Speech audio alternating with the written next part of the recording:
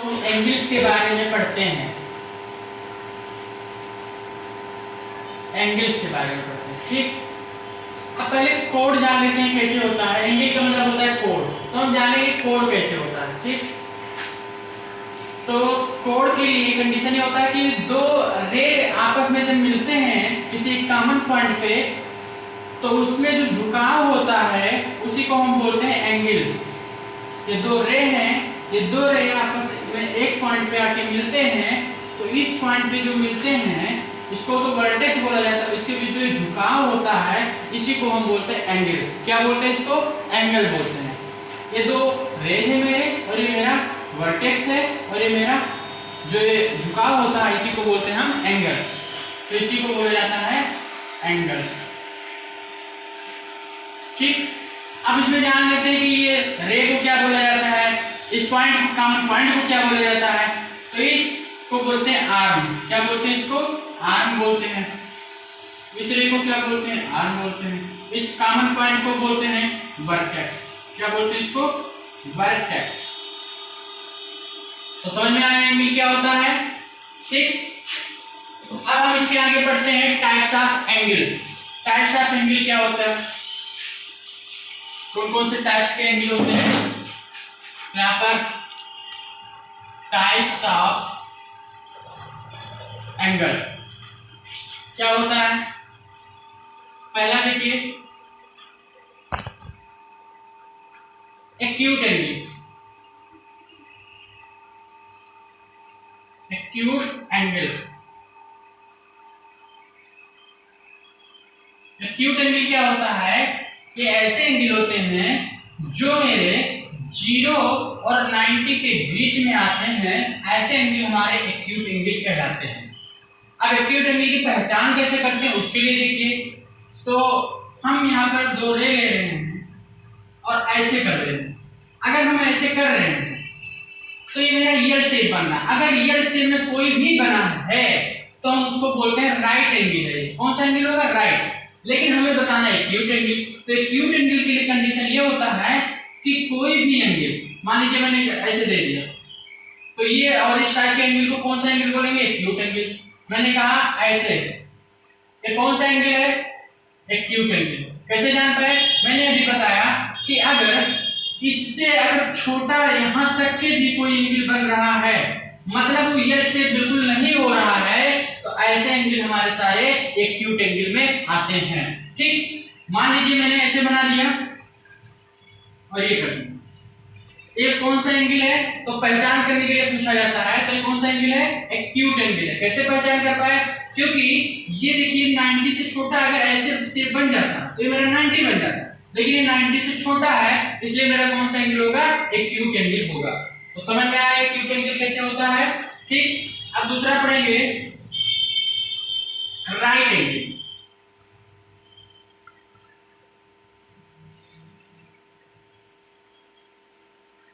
Right angle क्या होता है? जो 90 डिग्री का हो जाए ऐसे एंगल हमारे राइट एंगल कहलाते हैं। राइट एंगल के लिए क्या होता है, कैसे की पहचान करते हैं? ये राइट एंगल होगा तो उसके लिए ऐसे बना रहता है, ये शेप बिल्कुल समझ लीजिए, ऐसे कहीं शेप बना हुआ है तो ये कौन सा एंगल है? राइट एंगल है, okay.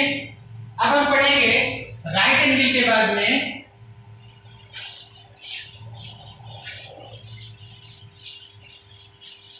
Right angle.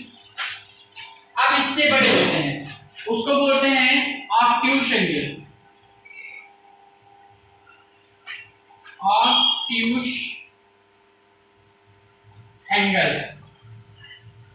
Obtuse angle क्या होते हैं? जो 90 से तो बड़े होते हैं बट 180 से छोटे होते हैं। 180 से छोटे होते हैं वो सारे एंगल हमारे ऑब्ट्यूज एंगल में आते हैं। अब ऑब्ट्यूज एंगल की पहचान कैसे करते हैं? उसकी पहचान के लिए ये देखिए, ये मैंने बताया था अभी कि इस पे कोई से स्टैंडिंग लाइन खड़ी है, यल शेप का बना रहे तो 90 डिग्री होगा, तो इधर का भी 90, इधर का भी 90। अगर कोई सीधी लाइन ऐसे खींची हुई है तो ये 180 डिग्री का होगा, तो ये मेरा 90 डिग्री है, ये ना।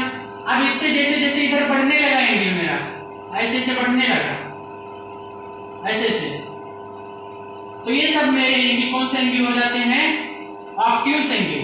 और कहां तक ये रहेगा तो हम कह सकते हैं ऑब्ट्यूज एंगल है यहां तक, मतलब कि 180 से छोटा रहे तो सारे एंगल हमारे कौन से एंगल होते हैं? ऑब्ट्यूज एंगल होते हैं। जैसे मान लीजिए मैंने एक शेप बना दिया इधर, ये देखिए। अब हमने कहा कि ये एंगल बताइए कि कौन सा एंगल है। तो देखिए अगर ये ऐसे बना होता तो मेरा राइट एंगल है। अब राइट एंगल से इधर तो बढ़ रहा है, तो ये एंगल मेरा कौन सा एंगल होगा? ऑब्ट्यूज एंगल कहलाएगा। समझ में आया? ऑब्ट्यूज एंगल किसको बोलते हैं? अब ऑब्ट्यूज एंगल के बाद पढ़ेंगे स्ट्रेट एंगल, चौथा काइंड स्ट्रेट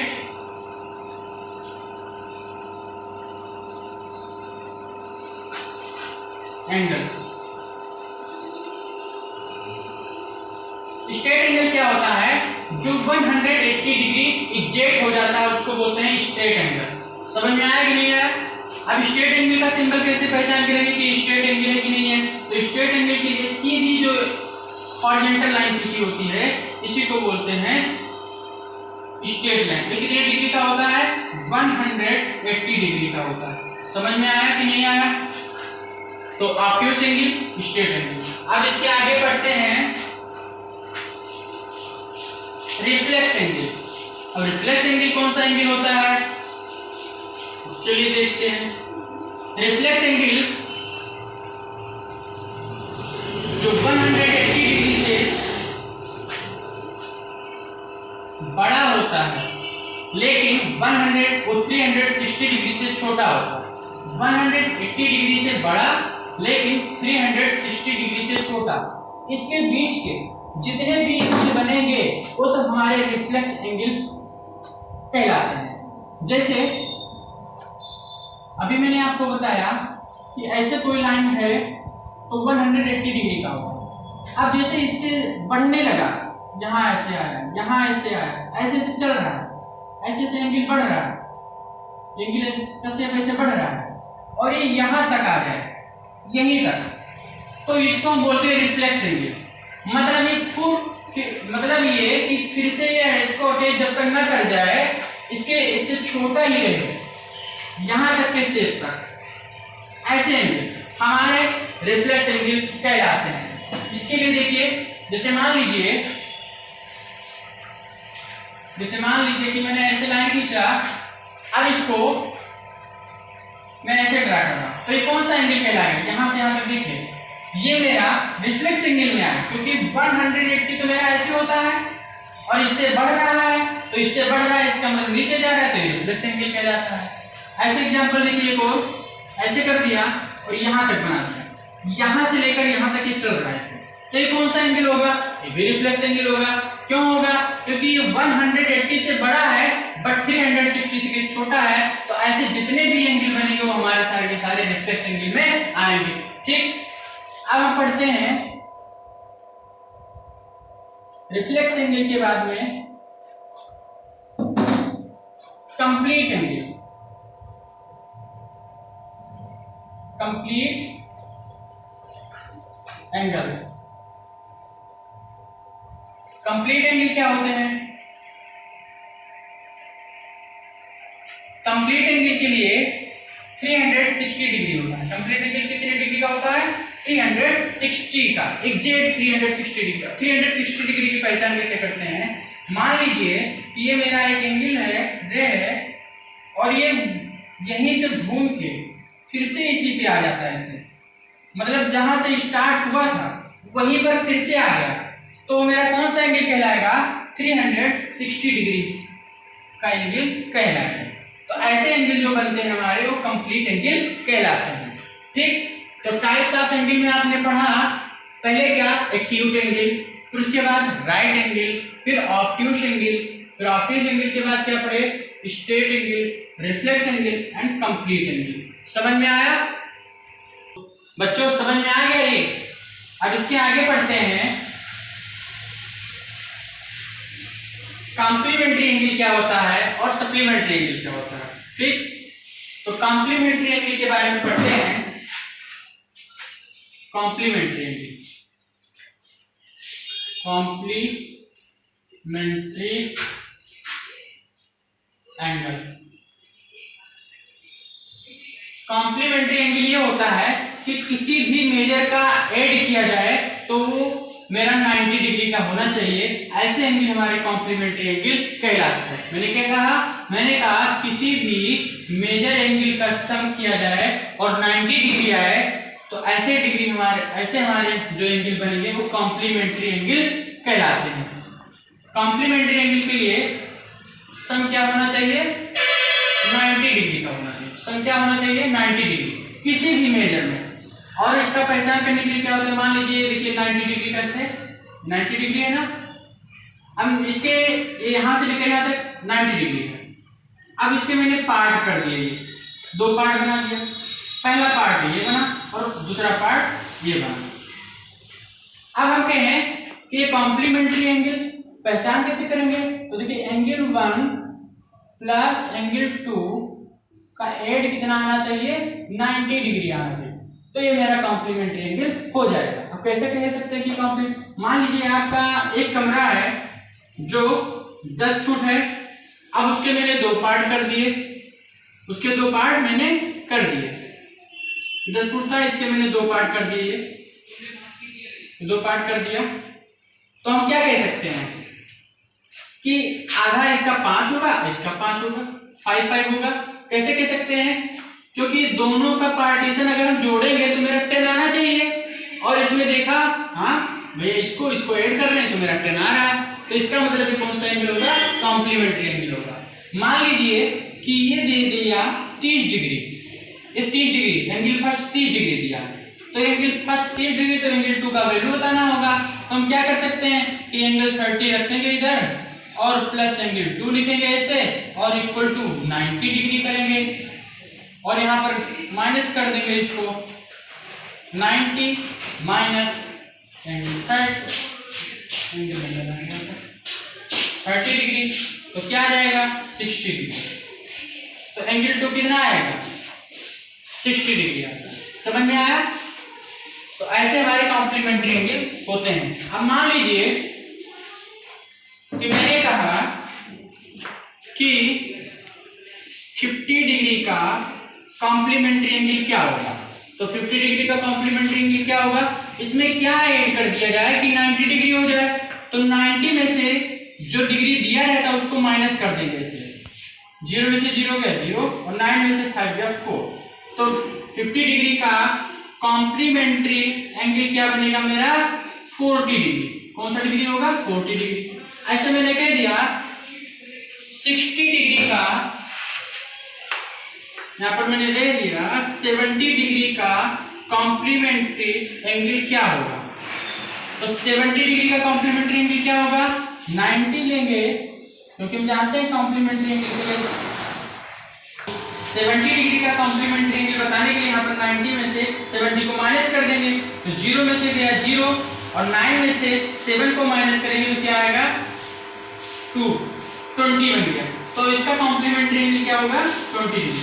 तो किसी भी डिग्री दिया रहेगा और उसका कॉम्प्लीमेंट्री एंगल बताना होगा, तो क्या करेंगे कि 90 में से जो डिग्री दिया रहेगा उसको माइनस कर देंगे, तो मेरा कॉम्प्लीमेंट्री एंगल पता चल जाएगा। समझ में आया? अब पढ़ते हैं सप्लीमेंट्री एंगल क्या होता है।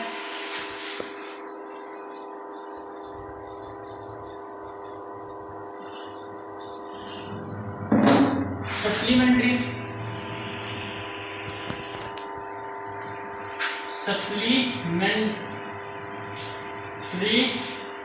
एंगल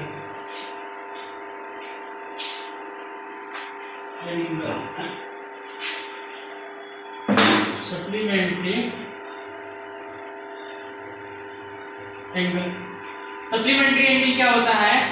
किसी भी एंगल का मेजर किया जाए और उसका सम कितना हो जाए 180 डिग्री आए, तो ऐसे एंगल हमारे सप्लीमेंट्री एंगल कहलाते हैं। जैसे मैंने कहा कि ये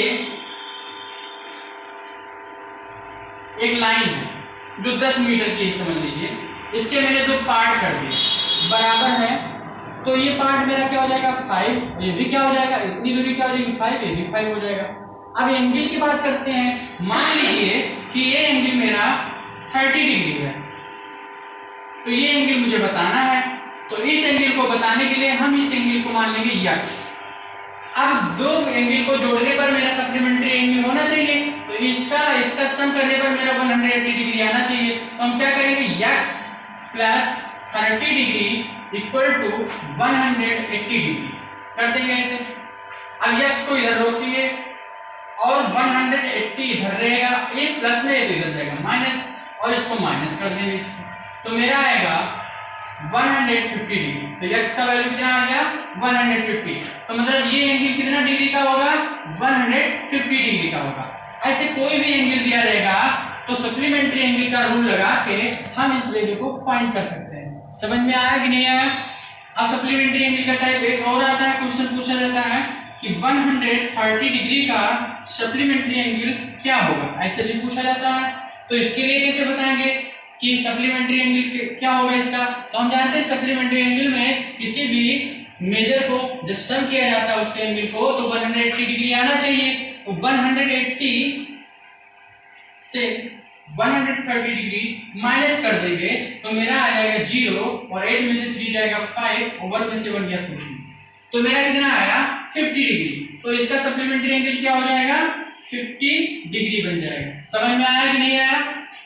ठीक, ऐसे मान लीजिए कि पूछा जाए 170 डिग्री का सप्लीमेंट्री एंगल क्या होगा, तो इसके लिए क्या करेंगे 180 होता है, 180 में से 170 को माइनस कर देंगे तो कितना आ जाएगा 10 आ जाएगा। तो इसका सप्लीमेंट्री एंगल क्या हो जाएगा 10 डिग्री।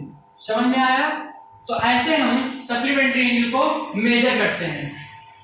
ओके, तो मेजर करने का तरीका आप जान पाए कि सप्लीमेंट्री एंगल को मेजर कैसे करते हैं।